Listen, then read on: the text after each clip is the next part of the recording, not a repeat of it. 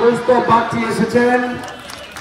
পরবর্তী সময়ে তার একদিন বক্তব্য নিশ্চয়ই আপনারা শুনবেন, তাকে ধন্যবাদ জ্ঞাপন করি।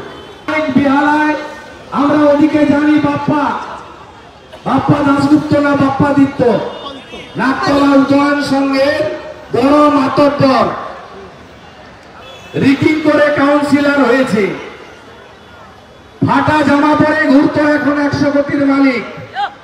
সেই তাকে তো কদিন ধরে কেন্দ্রীয় এজেন্সি ভালো করেই রগড়াচ্ছে। আমাদের ভগবান বলে একটা বস্তু আছে। আপনারা যেভাবে দিব্য মুখার্জিকে আড়াল করছেন, আপনাদের কিন্তু ভগবান ছেড়ে কথা বলবে না।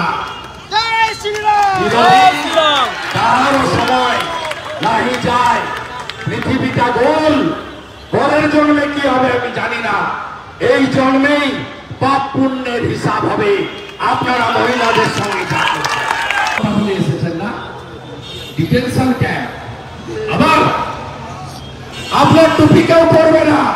সিএ রুলস বেরিয়েছে, 24 ঘন্টা হয়ে গেছে, বাজারে কারণ দেখা নাই রে, কারণ দেখা নাই, বাজারে গঙ্গা বাজছে, আধ ঘন্টা বলেছি, আবার দেখা হবে। গুণের আধার দিব্য মুখার্জি, তার পিতৃদের ব্যাগ গোছান, আপনাকে পার্থ আমার সঙ্গে থাকার ব্যবস্থা করবে, আপনিও ব্যাগ গোছান, যা বলি তাই করি তো। 23শে ডিসেম্বর 2023 বসিরহাটে কি বলেছিলাম, শাহজাহান তুমি করতে যাবে, ক্ষমতার ভার এখন লেন্টিন চেষ্টা আছে, চড়ান চড়ান ঢাকের আওয়াজ কোথায় গেল? মুখার্জি তুমিও প্রস্তুত হও। কালকে আপনারা দেখেছেন সিএ রুল ড্রাফট করে সংবাদ মাধ্যমে আগে ছেড়ে দেওয়া হয়েছে, তারপর নোটিফিকেশন হয়েছে, বিকেল থেকে সব চালানো শুরু করলো যে সিএ কার্যকরী হচ্ছে। একবার নিজেকে জিজ্ঞেস করুন, যারা সিএ নিয়ে ভোট নিয়েছিল, তারা ভোট নিয়েছিল আপনার কাছে 2019 সালে। ভারতবর্ষে 2019 থেকে 24-এর মধ্যে শয়ে শয়ে বিল পাস হয়েছে। একটা বিলের নিয়ম বা রুল ফ্রেম করতে 1 থেকে 1.5 মাস লাগে, সিএ রুল ফ্রেম করতে লেগে গেল 5 বছর।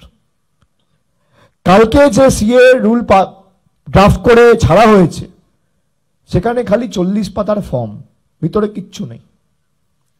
এই ফর্ম নিয়ে আপনি কোথায় অ্যাপিল করবেন, আবেদন করবেন, কিচ্ছু নেই।